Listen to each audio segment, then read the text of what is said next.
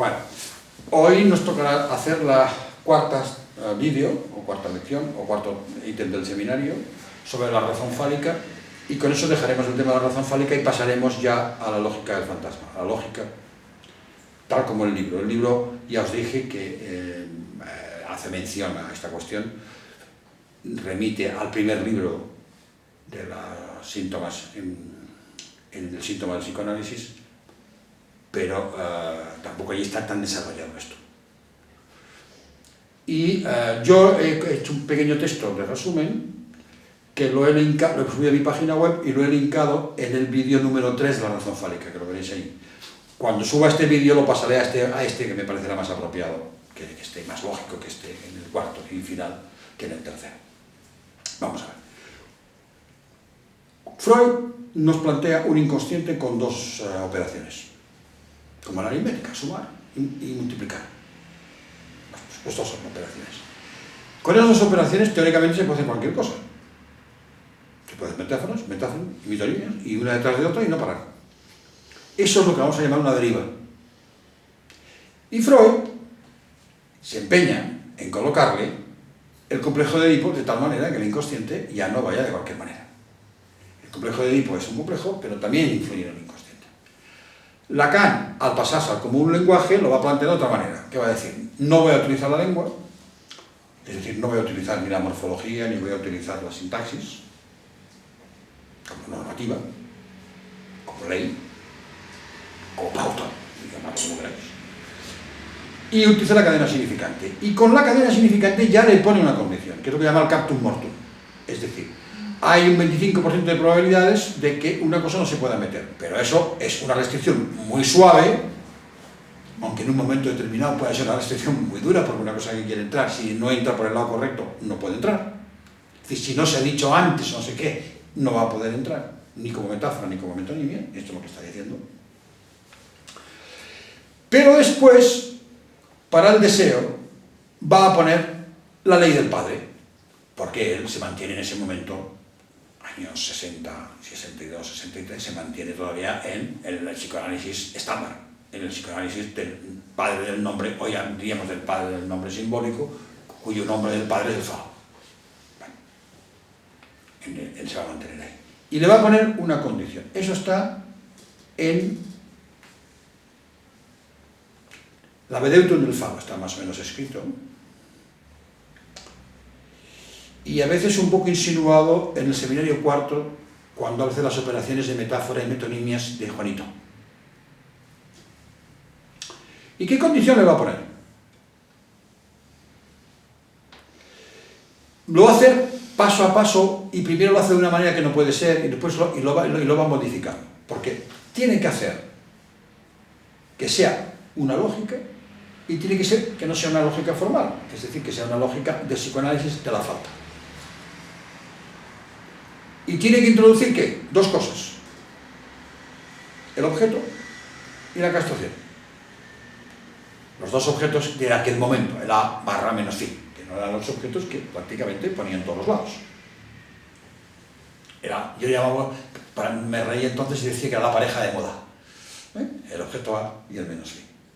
Y ahí el objeto A con el menos phi, Lacan siempre ha sido muy ambiguo, porque a veces se llamaba el petit a y nunca estaba muy claro si era el petit a imaginario o el petit a simbólico del agujero tónico. Siempre estaba la cosa bailando ahí. Y tú tienes que interpretarlo. En cambio, al plus de goce, Lacan al plus de goce la deja más clara. Es el plus de goce, es el plus de goce. ¿Y por qué nos introduce a la clínica? Sujetos que no son neuróticos, no funcionan como neuróticos, no siguen las leyes estándares de la edípicas, por decirlo de alguna manera. Sus significaciones no siguen unas pautas que los otros, pero no tienen forclusión fálica y no tienen trastornos del lenguaje. Y algunos, los que están mejor constituidos, a la hora de hacer las significaciones, siguen una pauta, una cierta normativa. Entendiendo por significaciones lo que Lacan va a plantearnos, que es el paso semántico, una pequeña semántica, que es decir, soy, pienso, luego soy, y sustituyendo, o 1 barra 1 más A, se sustituye A por 1 barra 1 más A, y haciendo. Es decir, se trata de que significación tras significación, fijaros que ya no estamos exactamente en la tópica del inconsciente tal como lo había planteado al principio. La tópica del inconsciente al principio es significante sobre significado, es la tópica de la significación al mismo tiempo. No, la significación no es exactamente igual que el inconsciente.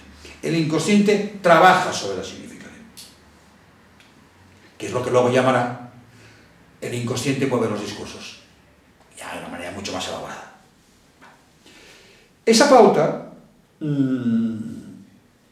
él introduce utiliza un momento una analogía, que es, utiliza los números racionales, que se llaman así, que son aquellos que se ponen como razones, es decir, que son un número natural dividido por otro número natural, y que durante muchos años se pensaron que eran todos los números,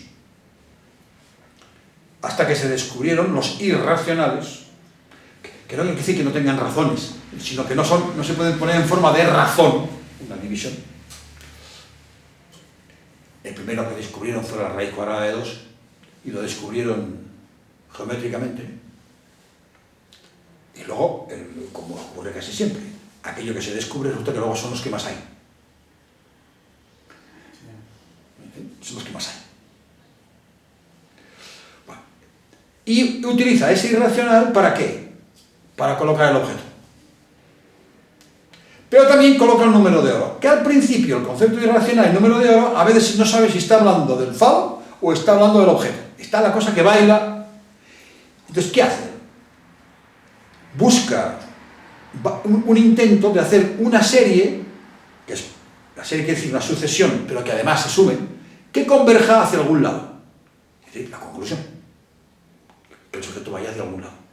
Y que se identifique, en último caso, con esa conclusión. Que no se pierda. Exacto, que no diverja. O que no oscile, que es el problema. Entonces, el primer ataque, ¿qué lo hace? Con el número de oro. ¿Y entonces qué hace? Hace 1 dividido por barra dividido por 1 más a. Si haces la ecuación, no sale el número de oro, sale el número de oro menos 1. Lo que yo llamo el número de oro pequeño. Pero es que esta es una propiedad del número de oro, que él es igual a la inversión de él menos 1. Es una propiedad tremenda que tiene el número de oro. Entonces, coge el pequeño, ¿por qué? Porque la manera de coger el pequeño es para que la cosa converja, porque si coges el grande, cada vez es más, la serie diverge, ¿por qué? Porque se va a infinito. O sea, hay que coger siempre la división y coger el pequeño, para que vaya, como hacen aquellos dibujos de gráficos, que hacen unos saltitos, y poco a poco cada vez se va cerrando más.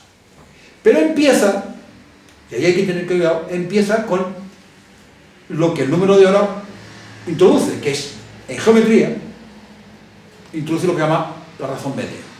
Es decir, si tú coges un segmento, y para nosotros, ¿qué será ese segmento? Un rasgo binario. Un rasgo de 12. ¿Vale?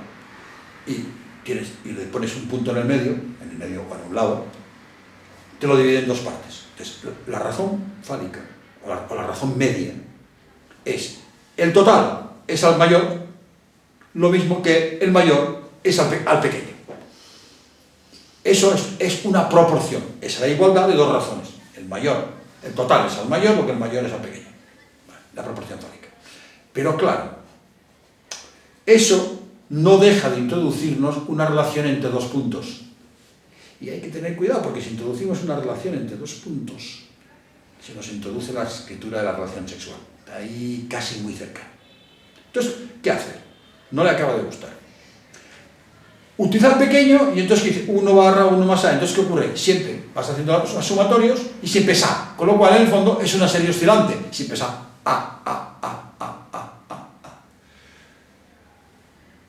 Vale. Clínicamente puede servir para pensar algunas cosas, pero por otro lado, no acaba de funcionar. Entonces, coge la extrema razón. La extrema razón es coger el segmento exactamente igual, pero en vez de dividirlo por un punto de dentro, es por un punto de fuera. Esa es la extrema. Entonces, el de fuera es el total, lo que el pequeño, el mayor es el pequeño. ¿Vale? Y entonces, ahí ya tiene 4 puntos. Al tener 4 puntos tiene 3 espacios. Y ya puede introducir al otro. Ya no es solo 1 y el número de oro. Ya es el 1, el otro y el número y el objeto. Ya tiene 3 lugares donde colocar las cosas. Yo empecé a hacer la serie y pensé, para que no sea oscilante, y en el texto está los links donde me volvió loco haciendo cálculos, para que la serie cumpliera en cada paso esta proporción, que entre un término de la serie y el siguiente término hubiera esta regla. Usted tiene que respetar esta proporción. Bueno, ¿qué pasaba? Tal como lo hacía él, no salía. Entonces, he propuesto otra manera de hacerlo, muy parecida, sin forzar a que cada paso sea igual a A, sino que tienda a A, que no es lo mismo. Entonces, colocar la normativa de que la serie de Fibonacci, dividida por sí misma, entre cada dos términos se dé la proporción fálica, esa es la norma, esa es la ley que tienes que respetar. Es decir, en la significación siguiente la puedes hacer como quieras, pero tiene que respetar esa razón con la significación anterior. Es el empalme con la significación anterior, con lo cual, cuando alguien no tiene ese empalme, se pasa de una cosa a otra y tú no ves la razón, no ves el puente. Fijaros que en el fondo es muy parecido a la regla de la metáfora. La regla de la metáfora no es simplemente sustituir, es que el que queda sustituido queda en conexión con otra línea. Y es ahí donde tiene el efecto distinto de como lo planteaba Perelman, que decía es por una imagen, o por un concepto imaginario, por una Vorstellung parecida. No, Lacan le critica a Perelman, que es el teórico de la retórica en aquel momento, que le dice, no. Tiene que haber un enganche para que haga el efecto metafórico, que es la fórmula metáfora del sujeto, es clarísimo el enganche, ¿vale? Bueno, si se hace con eso, entonces, si se utiliza el número de oro pequeño como proporción en cada paso, al final se llega al número de oro grande, con lo cual es el faro de dos maneras distintas, o el número de oro en dos maneras distintas. Entonces se puede separar la razón del objeto. Y depende para qué irá al objeto y depende para qué no irá. O sea, depende de las significaciones, no tiene por qué concluir con el objeto. Eso permite separarlo. Pero claro, si resulta que se cumple esa proporción, volvemos a tener la relación entre tres puntos. Y no hay pérdida, solo hay ganancia. Se va sumando y se va sumando. Entonces, ¿qué hace Lacan? Se da cuenta de que las razones de tres puntos, las razones media o extrema, son complicadas y da un salto a la geometría, porque eso se da en geometría normal, lo llama geometría clásica o geometría afín, la geometría que nos enseñaron en la escuela. Si además le añades la distancia, es la geometría de Euclides, ¿vale? Es la geometría normal y corriente. Vale. Se pasa a la geometría proyectiva. En la geometría proyectiva es mucho más laxa, mucho más blandita. Y entonces, en una operación y la siguiente, no tiene por qué cumplirse que los puntos sigan cumpliendo la razón fálica. Porque se pasa de una recta a una recta. En la geometría proyectiva es un poco complicado esto. Los puntos que están en una recta, hagas la operación que hagas, se van a otra recta. No se ponen donde quieren, se van a otra recta. Pero no en la misma situación. O sea, las proporciones y las razones que cumplían en la primera recta no tienen por qué ser las mismas que cumplan en la segunda. Ahora la vamos a forzar. Si forzamos que las razones que cumplan la primera y la segunda sean la misma, entonces se puede hacer lo que se llama la razón doble, que es la razón en una recta dividida por la razón en la otra recta. Y esa sí se mantiene en la geometría proyectiva. Las razones dobles sí se mantienen. Es un salto cuantitativo. Él no habla de geometría proyectiva, pero lo utiliza. ¿Vale? Y entonces, ¿qué hace? Si la primera razón fuese, dice, y ahí es donde vuelve otra vez a pisar charco, la razón media y la de abajo, la razón extrema, entonces la razón dividida por la razón es con toda menos 1. Y le llama la razón doble armónica, que se llama la menos, es la razón más bonita. ¿Y yo qué he planteado? ¿Por qué tiene que ser la menos 1? ¿Por qué tienen que ser las dos razones medias y extremas? Pueden ser otras razones. La cuestión es que mientras se mantenga la razón doble en el salto a la otra recta, tendremos una pauta y el sujeto no irá a la deriva. Ahora, irá con una razón que no es la que estamos acostumbrados o la que uno espera, si uno tiene la razón fálica en su integrada. Entonces, eso es lo que les permite organizarse en la vida, concluir, tener deseos, seguir pautas, no delirar, estructurar su deseo y no tener jamás trastornos de lenguaje.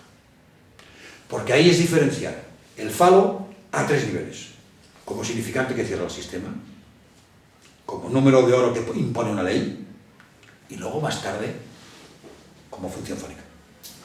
Como función fálica. Eso es otra cuestión. Eso ya no es el falo, eso es una función, eso es el elevarlo. Es decir, significante, razón, función. Esta sería la lógica que va a utilizar Lacan. Pero yo que digo, con la clínica que vamos viendo, hay veces que no es cuestión del falo está sí o no,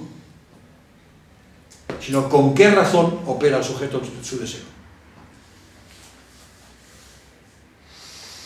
Y entonces, por ejemplo, para las líneas de los espectros autistas ayudan mucho, sobre todo los que están muy bien constituidos. Uno tiene que escuchar cómo empalma una significación con otra. Y siempre hay alguna norma, pauta o cosa que aplica siempre. Es decir, en los cambios, dice, sí, pero hay que respetar esto. Sí, pero hay que respetar esto. Sí, pero hay que respetar esto. No te lo dicen así, pero tú lo tienes que poder escuchar. Y esa es la razón de su deseo.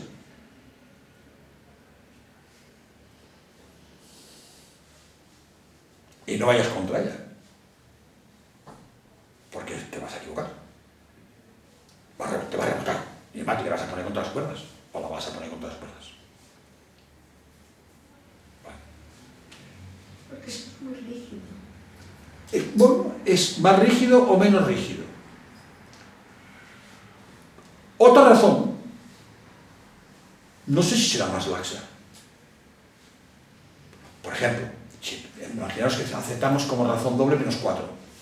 Quiere decir que la razón 1 y la razón 2 no son iguales. Una es 4 veces más grande que la otra. Es lo que quiere decir. Mientras que menos 1 sí son iguales. Y eso es muy rígido, es verdad. Entonces, Lacan a veces cuando utiliza la lógica o las mates, a veces, sin darse cuenta, se come postulados que son contrarios, que están dentro de la matemática, de la lógica, que son contrarios al psicoanálisis. Poco a poco lo tiene que ir sacando. Los va sacando. Ya tiene cuidado, pero a veces pisa charco. Porque, claro, en las matemáticas todos sabemos que no hay matemáticas sin axioma de identidad. La topología utiliza el axioma de identidad todos los días.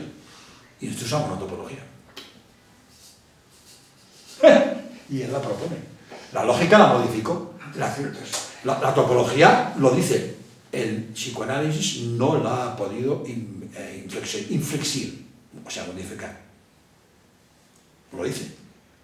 O sea, así como la lógica, como puedes leer a los teóricos de la lógica que encuentran las paradojas y él utiliza las paradójicas para modificar, en la topología nadie ha encontrado las paradojas. Todos los topólogos, de hecho, ni se han planteado el problema. Cuando les hablas de esto, se quedan, Yo les pregunto, ¿dónde está la falta en la topología? No, tú lo sabes responder. Vale. Entonces, ¿qué sucede cuando un sujeto te plantea, por ejemplo, en los casos de que no aceptan un sexo binario? ¿Eso quiere decir que no funcionan con el falo?